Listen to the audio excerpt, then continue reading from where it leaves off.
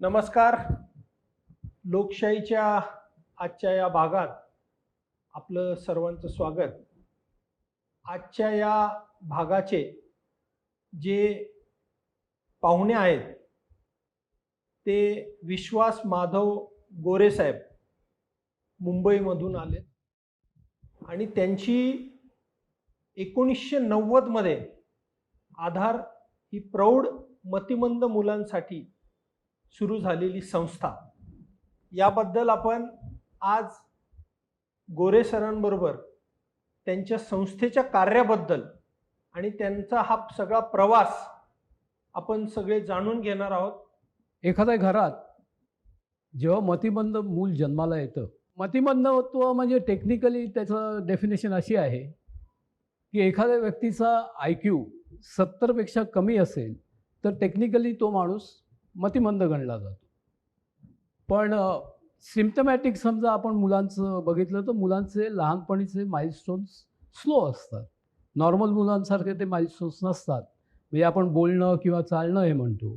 साधारण मुलं वर्षाची चालू बोलू लागतात, पण ही मुलं तसं होत नाही. त्यांचे माइलस्टोन्स डिलेड असतात. ह्यावेळी पालक चिंतेत असतात की आपल्या मुलाचं असं का होतं आहे. मेडिकल सायन्समध्ये मतिमंदत्वाला औषध नाही आहे. याचा अर्थ असा की आपला एखाद्याचा टेक्निकली IQ 70पेक्षा खाली असेल, तो कंटिन्युअस IQ आयुष्यभर सगळ्यांचा सेम राहतो. त्यामुळे तो माणूस किंवा ते मूल हे आयुष्यभर मतिमंद असणार आहे. अशा मतिमंद मुलांसाठी वेगवेगळ्या स्कूल्स आहेत. त्यामुळे अशा स्कूल्समध्ये ह्या मुलांना आपण काही बेसिक गोष्टी शिकू शकतो, ऑक्युपाईड करून ठेवू शकतो. पण जेव्हा हे मूल 18 वर्षाचं होतं त्यावेळी खरा मोठा प्रॉब्लेम सुरू होतो. 18 वर्षाचं मूल झाल्यामुळे त्याला काही शाळा नसते, त्याला काही काम नाही, ते घराच्या बाहेर नाही, ऑल द टाईम ते घरात बोर झालेलं असतं, त्याला काही सोशलायझेशन नसतं. आणि पर्टिक्युलरली ह्या मुमेंटला असं मतिमंद मूल पालकांना ओव्हरपॉवर करायला लागतं. म्हणजे सायकोलॉजिकलीसुद्धा आणि कधीकधी फिजिकलीसुद्धा. पालकांचं असं असतं की हे मूल आपलं आहे, देवानी काहीतरी सेवा करण्यासाठी आपल्याला सिलेक्ट केलं आहे, त्यामुळे जोपर्यंत आपल्याला शक्य आहे तोपर्यंत आपण या मुलाला सांभाळलं पाहिजे. पण ॲट द सेम टाईम त्यांच्या मनात हा पण विचार यायला लागतो की आपण असेपर्यंत आपण आपल्या मुलाला सांभाळू एखाद वेळेस, पण आपल्यानंतर काय, आपल्यानंतर ह्या मुलाला कोण सांभाळणार.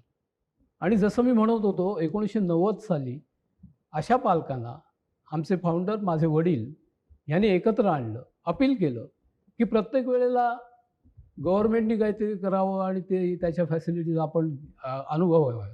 त्याच्यापेक्षा अशा पालकांनी एकत्र यावं आणि अशी एखादी संस्था सुरू करावी जी या मुलांची तहयात काळजी घेईल. म्हणजे पालकांचा जो मेन प्रश्न होता की माझ्यानंतर माझ्या मुलाला कोण सांभाळणार, त्याच्यावर एक सोल्युशन पालकच काढू शकतील.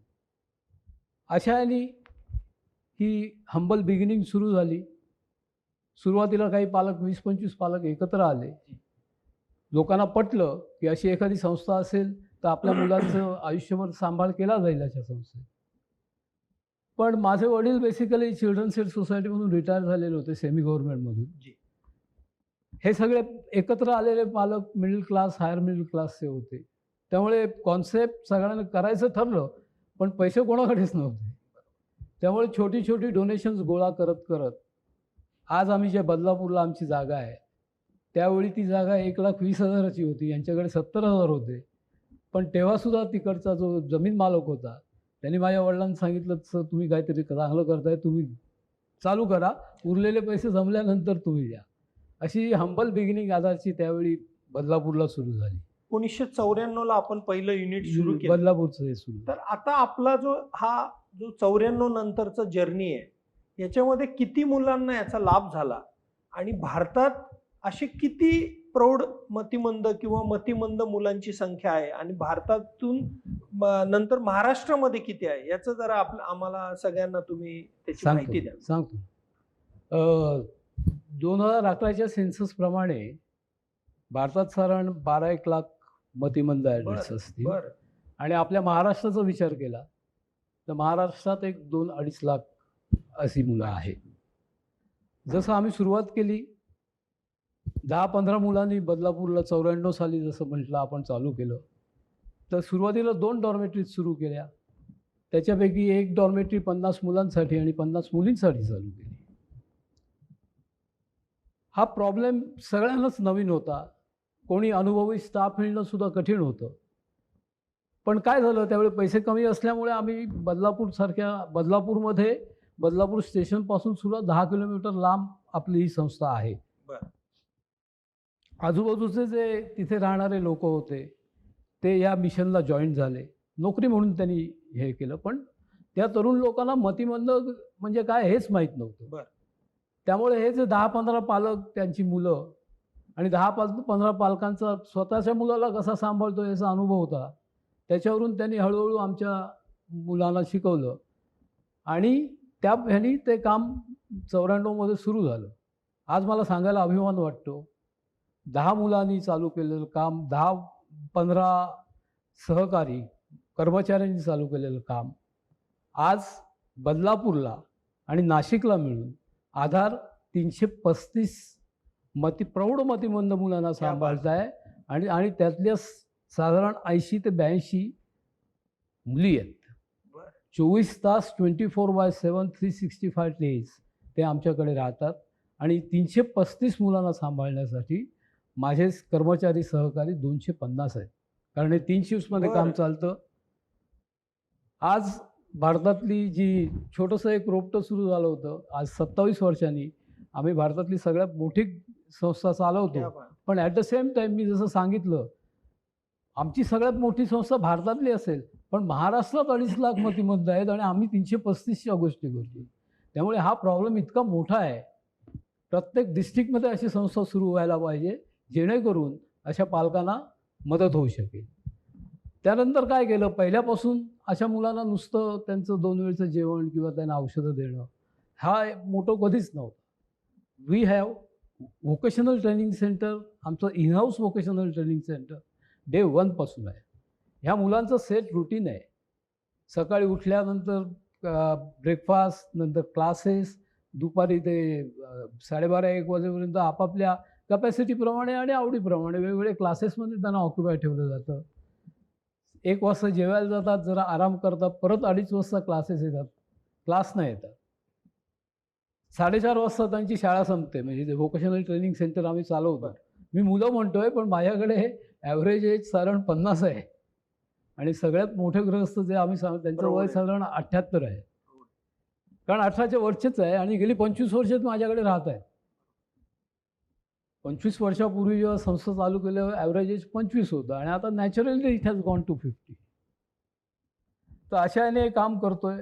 अशा मुलांबरोबर जसं मी म्हटलं, ज्याचा IQ कमी असतो, पण यांचं जे इमोशनल क्वोशंट जो म्हणतात तो खूप हाय लेवलचा असतो.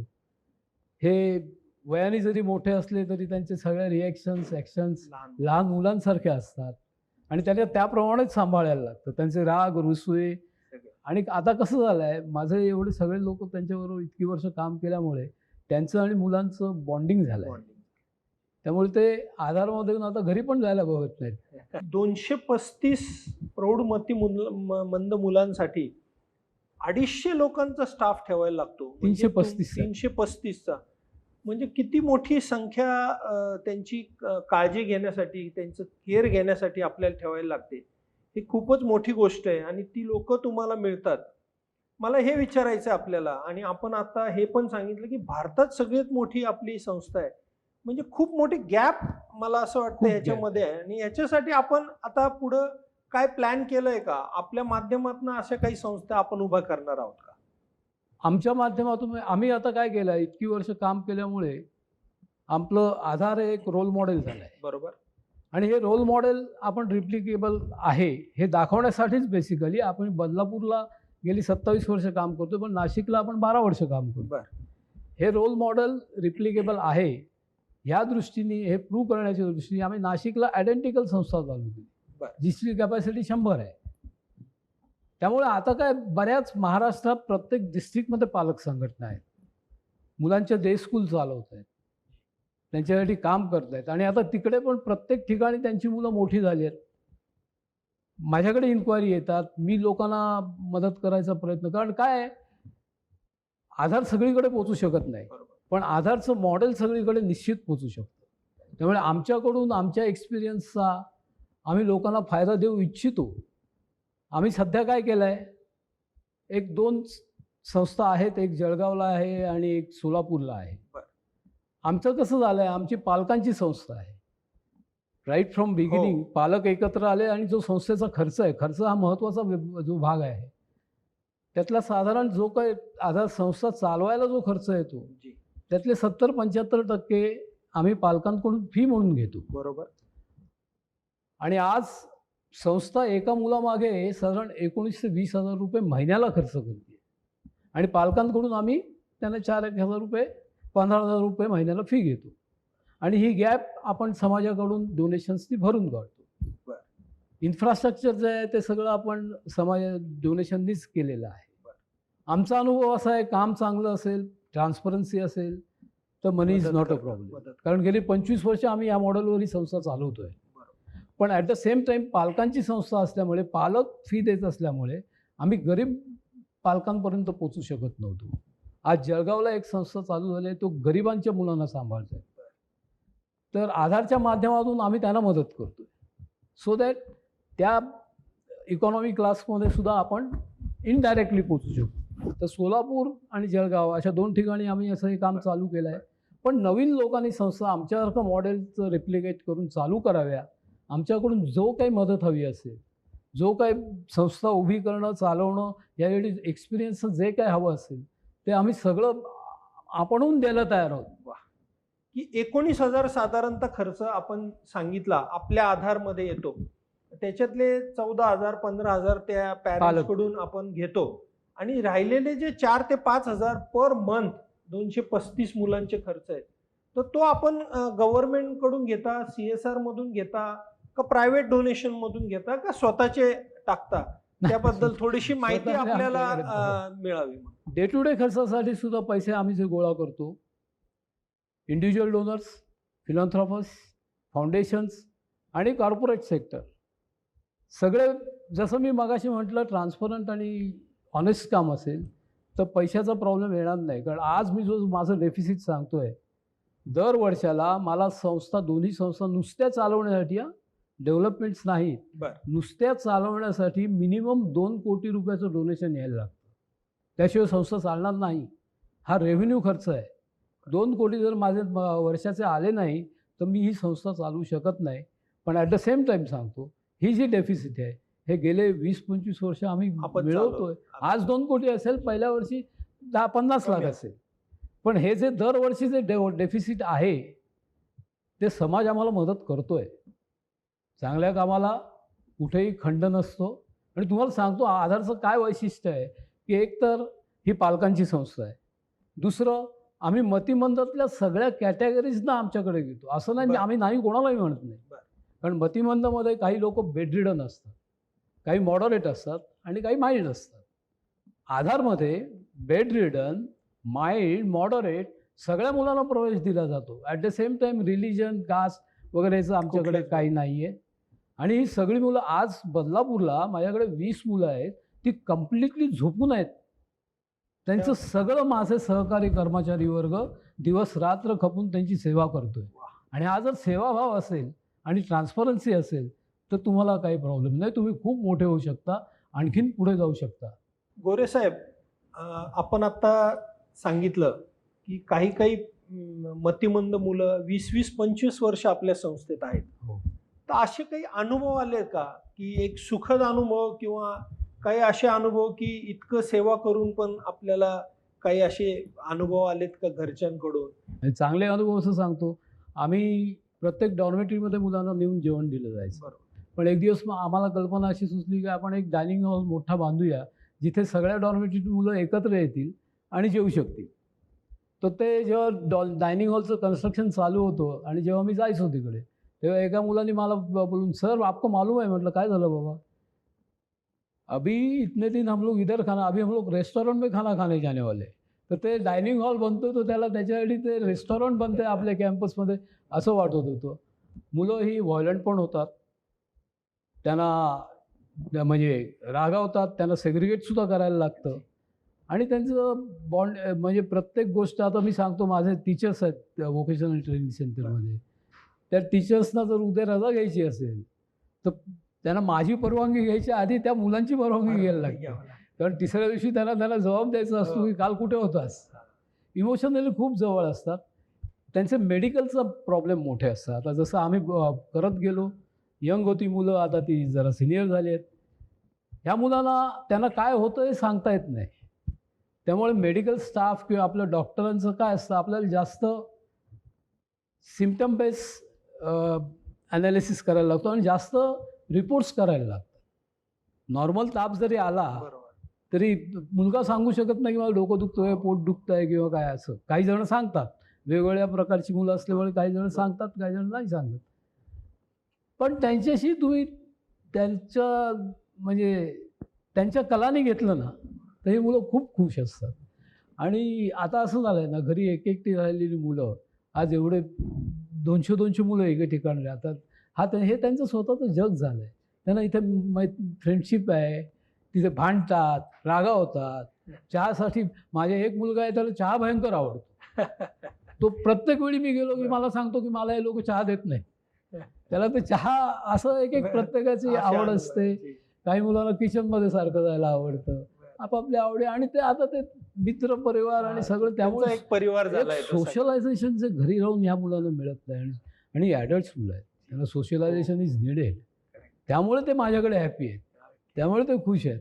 हे सुधारणार नाही आहेत तर आपली जबाबदारी काय आहे, त्यांचं आयुष्य खुश. म्हणून आम्ही सगळे फेस्टिवल सेलिब्रेट करतो, वाढदिवस मुलांचे सेलिब्रेट करतो. एक होमली ॲटमॉस्फिअर होतं. मी असे काही परिवार बघितलेत की ज्यांच्या घरात मतिमंद मुलं आहेत, ते किती परेशान होतात, किती अडचणींचा सामना ते करतात. आणि इथं आधार 335 मुलांना हसत सगळ्यांना सांभाळतंय. खूप खूप अभिनंदन गोरेसाहेब आपलं याबद्दल. मला असं विचारायचं गोरेसाहेब की आपण जसं आत्ता सांगितलं की भारतात तुमची सगळ्यात मोठी संस्था आहे, तर याच्यासाठी आपल्याला काही नॅशनल अवॉर्ड मिळाले असं मला कळालं. तर आपण थोडक्यात त्याच्याबद्दल माहिती द्यावी आपण. नॅशनल अवॉर्ड बेसिकली पहिला आम्हाला नॅशनल अवॉर्ड 2007 साली मिळालं. नॅशनल ट्रस्ट नावाची ऑटोनॉमस बॉडी आहे सेंट्रल गव्हर्नमेंटची. तर त्यात बेस्ट पेरेंट्स ऑर्गनायझेशन म्हणून आम्हाला ते देशातलं सगळ्यात बेस्ट पालकांची संस्था म्हणून 2007 आम्हाला मिळालं. आणि 2014 तर आम्हाला भारतातली सगळ्यात मोठी डिसेबिलिटीमध्ये काम करणारी संस्था म्हणून राष्ट्रपतींच्या हस्ते अवॉर्ड मिळाला. नंतर एक अमेरिकेअर नावाचं फाउंडेशन, इंटरनॅशनल फाउंडेशन आहे, ते पण नॅशनल अवॉर्ड मिळालं. कारण ते नॅशनल अवॉर्डाच्या प्रत्येक रिजनमधून त्यांनी एक संस्था निवडली भारतातल्या. आणि त्या सगळ्या संस्थांमधून सगळ्यात चांगली संस्था म्हणून अमेरिकेअरनी आम्हाला 2017 नॅशनल अवॉर्ड दिलं. ही अवॉर्ड्स आर रेकग्निशन, काम केल्याला हुरूप येतो. आणि बेसिकली हे काम एकट्याचं नाहीच आहे ना. माझे 250 सहकारी कर्मचारी जे दिवस रात्र गेली 25 वर्ष ह्या मुलांबरोबर काम करत आहेत. हे सगळं टीमचं अवॉर्ड आहे आणि त्यांनी आम्हाला एक बळ मिळतं. बाकी awards, yes, awards are welcome. आणि नॅशनल अवॉर्ड आणि राष्ट्रपतींच्या हस्ते अवॉर्ड घेताना मला खूप म्हणजे माझे सगळी मुलं, पालक, डोनर, स्टाफ हे सगळे दिसत होते. नाही, आता तुम्ही बोलताय तरी तुमच्या चेहऱ्यावर मला समजतंय की एक राष्ट्रपतींकडून आपलं रिकग्निशन होणं, त्याच्यामुळे एक प्रोत्साहन निश्चित आपल्याला मिळतं आणि आपण पुढे खूप चांगलं काम करतो. शेवटचा एक प्रश्न गोरेसाहेब आपल्याला विचारू इच्छितो, कारण लोक सगळी बघतायत आणि आमचा उद्देश तोच आहे की ज्यांना कोणाला आपल्याला मदत करायची असेल तेही करतील. परंतु आपली पुढची वाटचाल आता काय राहणार आहे? युनिक डेव्हलपमेंट मी करू इच्छितो. काय झालं, 25 वर्षापूर्वी आपण अशा मुलांना सांभाळ केला आणि पालकांना रिलीफ दिला किंवा तुमच्या मुलांचं सांभाळ इकडे होईल, तुम्ही आपापल्या फील्डमध्ये कॉन्ट्रीब्यूट करून सोसायटीसाठी कॉन्ट्रीब्यूट करू शकता. पण आता इतक्या वर्षानंतर असं झालं आहे की हे पालक रिटायर झालेत. Now they have started becoming dependent, they need assistance, कोणाचं तरी त्यांना मदत लागते. आणि असे जर पालक असतील की त्यांचं मूल मतिमंद आहे तर अशा पालकांना बघणार कोण? तर हा एक प्रॉब्लेम आम्ही ॲड्रेस करायचं ठरवलं आहे की अशा सिनियर पालकांसाठी आम्ही एक सुंदर सिनियर पेरेंट्स होम नाशिकमध्ये बनवतो आहे. ऑल बेसिक ॲम्युनिटीज दिल्या जाणार आहेत आणि फुल मेडिकल फॅसिलिटी. त्याच्यामागे काय आहे माहिती आहे, मतिमंद मुलांचे जे पालक आहेत ते आयुष्यभर सफर होतात, आयुष्यभर सफर होतात. आणि रिटायर झाल्यानंतर आता मुलाची तर काळजी आम्ही घेतलेली आहे. आता रिटायर झाल्यानंतर त्यांचं आयुष्य जरा हॅपी मिनिंगफुल करावं, त्यांच्यासाठी त्यांचा सांभाळ, त्यांचं लाईफ लाँग केअर घ्यायची जबाबदारी आधार घेत आहे. एक पायलट प्रोजेक्ट नाशिकला चालू क्या करतोय. बात. आयुष्यभर खस्ता घाललेले पालकांनी रिटायर्ड आयुष्य कम्फर्टेबली करावं, त्यांना क्या बात. जी काही कम्फर्ट्स आहेत ती द्यायचा पूर्ण प्रयत्न करणार. आणि त्यानंतर जसं म्हटलं, आधार चालू केलं एक छोटंसं, भारतातली सगळ्यात मोठी संस्था केली. आज सगळ्यांच्या सहयोगाने सहकार्याने हे जे ओल्ड एज होमची जी कॉन्सेप्ट आहे, तर अशा पालकांसाठी भारतातली सगळ्यात मोठी संस्था चालू करायचं वा. आधारचं विजन आहे. निश्चित गोरे साहेब, आपलं हे विजन पूर्ण होईल, कारण की आपली इतका मोठा अनुभव आज याच्या कामामध्ये आहे. आणि आधारनी आपल्या मतिमंद प्रौढ मुलांना कशा पद्धतीने त्यांचा सांभाळ केला जातो, बदलापूर नाशिकमध्ये कसं त्यांनी युनिट सुरू केलं, त्याची संपूर्ण माहिती त्यांनी दिली. भारतामध्ये आपण 1 नंबर आहे आणि तो नंबर आपण तसाच कायम ठेवावा.